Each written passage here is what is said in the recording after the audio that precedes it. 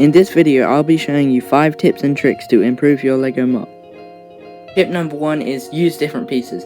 Now with this model in the center here, I'm using around 27 different pieces, and that just provides an extra level of detail. Use small pieces, otherwise your MOC will end up looking like this. This has big panels, which sometimes can be useful if you're trying to make a big skyscraper, but in this case, probably don't use these sorts of pieces. This model looks like you've just come back from the pick-a-brick store and you've got some new pieces and you want to try them out. Now I know I'm guilty of this myself, just using like 5 different pieces that you've got from the pick-a-brick and you want to try out. I would not suggest doing this. You want to use a lot more pieces.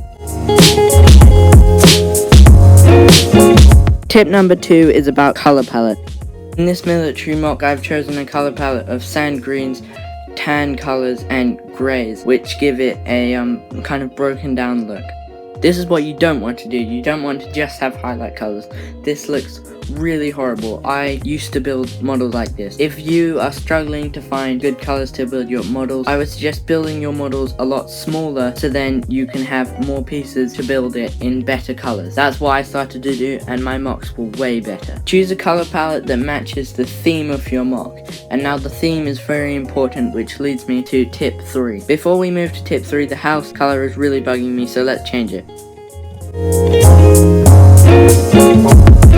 You need to choose a theme for your build. So in this case, my theme is like a jungle MOC with some Star Wars characters. The purpose of having a theme is so you can look at the MOC and know what it's meant to be about. For instance, this military MOC on the right hand side, you can obviously see that it's a shot and smashed up street with some soldiers on patrol. The people in the MOCs just give it some extra life. I mean, you can still have MOCs with no people, it might be just some terrain, but I prefer it with people.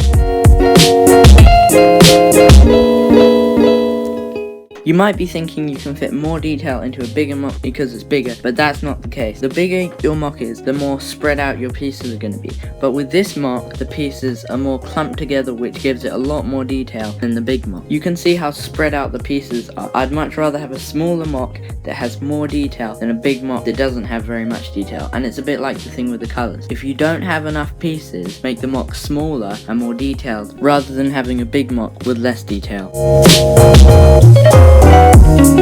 Just spend 15 minutes each day building a different MOC, and then over the next 10 days your MOCs should have improved a lot. I tried using this technique and my MOC got a lot better. Thanks for watching. Please subscribe because this video took me a long time to make.